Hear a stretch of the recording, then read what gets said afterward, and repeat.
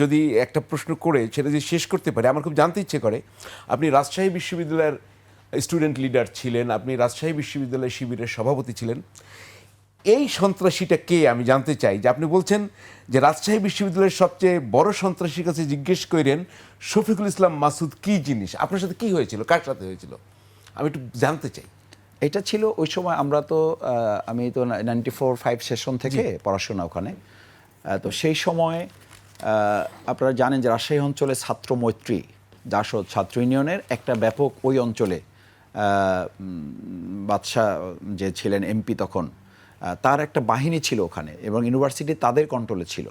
এবং বলা হয়ে থাকে আমরা যখন যাওয়ারও 5-7-10 বছর আগে মানে ঘোষণা দিয়ে তারা, মানে এটারও আমার একটা ভিডিও ক্লিপ কাট করে তারা প্রচার করতো আর কি, যে শুধু শেরেবাংলা হল একটা আছে, হ্যাঁ দেখেছেন, শেরেবাংলা হলে ছাত্রমৈত্রী ঘোষণা করেছিল যে শুধু শেরেবাংলা হলে ছাত্রমৈত্রীর যে আর্মস আছে এই আর্মস দিয়ে পুরো রাজশাহী প্রশাসনকে তারা মানে ফেস করতে পারবে।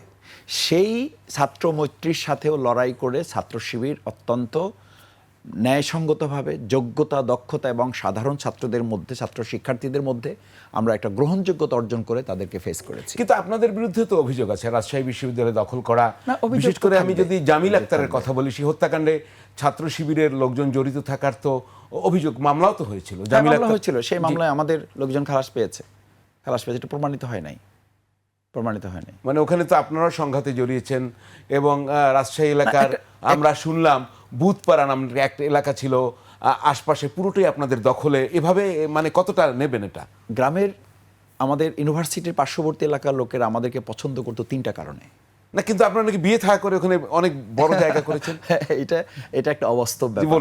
বলুন। অবাস্তব ব্যাপার এই কারণে যে বিয়ে শাদী তো এক এলাকার লোক আর এক এলাকায় করবে, তো সেই জায়গায় ছাত্র শিবির ওখানে কতজন বিয়ে করছে আর কতজন, এটা নিশ্চয়ই কোনো পরিসংখ্যান কারো কাছে নেই।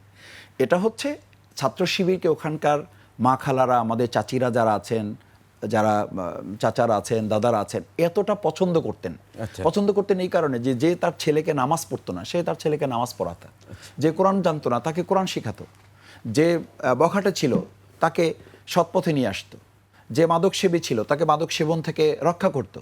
তো এইরকম 5টা 7টা 10টা 15টা কেস যখন এলাকাতে ঘটে, তখন স্বাভাবিকভাবে অন্য মাখালারা দায়িত্ব নিয়ে, আমি আপনাকে বলি, আমি যখন জেলখানায় রাজশাহী ইউনিভার্সিটিতে আমি প্রথম জেলখানায় গেছি 98-এ, যাওয়ার পরে ওখানকার একজন লয়ের শিক্ষক আমাকে ফোন করে, আমাকে মানে ওখানকার জেলারকে ফোন করে বলেছিল যে শিবিরের কাছে, ওনার ছেলে অ্যারেস্ট হয়েছিল, যে শিবিরের কাছে আমার ছেলেটা রাখবেন, ওদের ওয়ার্ডে রাখবেন, যাতে আমার ছেলেটা মাদক থেকে মুক্ত হয়ে কোরআন শিক্ষক। না মিথ, আমি আমার অভিজ্ঞতা থেকে বলতেছি। আচ্ছা, আমি তার ছেলেকে পড়িয়েছি, রেখেছি এবং তারপরে বের করেছি কোরআন পড়ে। এবং যখন জামিন হয়েছে, জামিন হওয়ার পরেও সে এসে আবদার করেছিল প্রশাসনকে যে ওকে আরও কিছুদিন রাখা যায় কিনা। তখন প্রশাসন বলেছিল স্যার এটা তো সম্ভব না, যতটুকু শিখেছে এর উপরে আপনি সন্তুষ্ট থাকেন। তো এটা কিন্তু প্র্যাকটিক্যালি আমরা এই কাজগুলো করেছি ভাই। আমাদের হয়তো কথাবার্তায় ত্রুটি বিচ্যুতি মানুষ হিসেবে থাকে, তো প্র্যাকটিক্যালি আমাদেরকে তো এটা বুঝতে হবে যে আমরা এগুলো প্র্যাকটিস করি, এগুলো শুধু মুখে বলি না আমরা। আমি সেই রাজশাহী ইউনিভার্সিটি, সেই ইউনিভার্সিটির ছাত্র যে ইউনিভার্সিটিতে সব্বেদারি অর্থাৎ রাত্রে তাহাজ্জুদ পড়াতাম ছাত্রদেরকে, সেই তাহাজ্জুদ প্রোগ্রামে পুলিশ এসে আমাদেরকে ঘেরাও করেছিল লতিফ হলে, সেই আমির আলী হলে, লতিফ হলের পরে আমির আলী হলে আমরা তাহাজ্জুদ পড়তেছি, সেই প্রোগ্রামে এসে পুলিশ অ্যাটাক করেছিল। আমি এটা বলেছি, সেই প্রোগ্রামে এসে যখন তারা দেখলো যে আমরা তখন মোনাজাত শেষ সময়। সালটার কথা কত বললেন আপনার সময়টা? আমার 94-5 সেশন। 94-5 সেশন মানে আমাদের একটু পরে, মানে ওই সময়টা আমরা ইউনিভার্সিটিতে। ওই সময় কিন্তু আমরা বিভিন্ন সংঘাত সংঘর্ষের খবর পাই, পত্রিকার খবর কিন্তু ছিল রাজশাহী বিশ্ববিদ্যালয় শিবিরের দখলে, মানে একদম হামলা। তারপরে এই যে জামিল আক্তারের কথা আমি বললাম, তাকে মেরে ফেলা হলো। আপনি বলছেন আপনার আগের ঘটনা। জি, আমরা সেই জায়গায় বলছিলাম যে এই যে সব্বেদারি প্রোগ্রামে পর্যন্ত পুলিশ নিয়ে আসা হয়েছিল, যে এরা ট্রেনিং দিচ্ছে। কি ট্রেনিং দিচ্ছে? অস্ত্রের ট্রেনিং দিচ্ছে। তো পুলিশ এসে দেখতেছে যে মানে লাইট নিবানো, মসজিদে সব কান্নাকাটি করতেছে, মানে শেষ সময় আমাদের মোনাজাত চলতেছে। তো কতটা মানে ভয়ঙ্কর ব্যাপার, যে বলতেছে এরা তো মারামারি করছে, মারামারি করে সম্ভবত কোনো বড় দুর্ঘটনা ঘটছে, এই জন্য কান্নাকাটি চলতেছে। লাইট জ্বালাইছে পুলিশ এসে, না জানে আমাদেরকে। আচ্ছা, তো লাইট জ্বালাই দেখে যে এরা তো সব মোনাজাতে। অবাক হয়ে গেছে, পুলিশ চলে গেছে, গিয়ে ভাইস চ্যান্সেলরকে বলছে যে আপনি আমাদেরকে এভাবে ক্ষমাখা কোনো ইনফরমেশন ছাড়া কিন্তু তো বলা হয় যে এটাও শিবিরের একটা পলিটিক্স, মানে এটার আড়ালে পলিটিক্স করে। সভ্যতার অনুষ্ঠান, যে ছেলেটা নামাজই পড়তো না সেই ছেলেটাকে আমরা তাহাজ্জুদ পড়াচ্ছি, এটার মধ্যে কি পলিটিক্স থাকতে পারে? তো এই পলিটিক্স থাকলে আপনি মানে তাদেরও করা উচিত, এরকম পলিটিক্স তারাও করুক না। যে একটা ছেলেকে ইউনিভার্সিটি, যে ছেলেটা মদ জুয়া নষ্ট হয়ে যাওয়ার কথা, সেই ছেলেটাকে আমরা মসজিদে 5 ওয়াক্ত সালাতের পরে তাকে তাহাজ্জুদ অভ্যস্ত করাচ্ছি, এটার মধ্যে কি পলিটিক্স? তো আমরা এটা বলতাম, if this means politics then this is our politics. আপনি যদি এটাকে পলিটিক্স মনে করেন then this is our politics. Not at all যে আপনি ঠিক আছে পার্সেন্টেজ কত আমি জানি না, তারপরেও তো আপনাদের বিচ্যুতি লক্ষণীয়। সাম্প্রতিককালে যে শিবিরের যে ঘটনাটা, ধর্ষণ এবং একই সঙ্গে জানেন তো, আমি নামটা নাই বললাম, তাকে তো মানুষের সংগঠন হিসাবে বিচ্যুতি থাকবে, যেটা আপনি বললেন বিচ্যুতি থাকবে। তবে এই যেটা কুমিল্লার ঘটনা, এটা আমরা আজকেও সংসদে এটা প্রতিবাদ করেছি।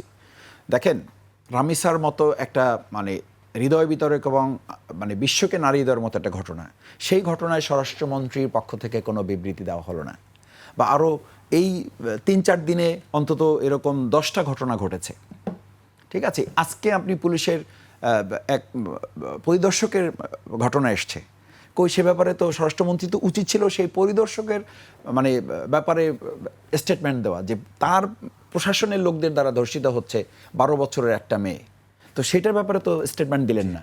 আপনি এরকম একটা ইস্যু, যেটা এখন বলা যায় সাবজুডিসও না, প্রাইমারিলি সাবজুডিস, অর্থাৎ এখনো পুলিশের হেফাজতে আছে, জি, এবং সেই হেফাজতে থাকা অবস্থায় তার সাথে আমাদের কথা বলে দেওয়া হচ্ছে না, আইনজীবীদের কথা বলতে দেওয়া হচ্ছে না, পরিবারের কোনো সদস্যদের কথা বলে দেওয়া হচ্ছে, এবং যে ভিকটিম তার পরিবারের সদস্যদেরকেও তারা তাদের হেফাজতে রেখে দিয়েছেন, তাদের সাথে কথা বলতে দেওয়া হচ্ছে না। তো এতটা সিক্রেসি মেনটেন করে কোনো প্লট তৈরি করা হচ্ছে না, এটা বোঝার তো কোনো উপায় নেই আমাদের কাছে। আমাদেরকে কথা বলতে শুনবো আমরা শুনবো দর্শক, আমরা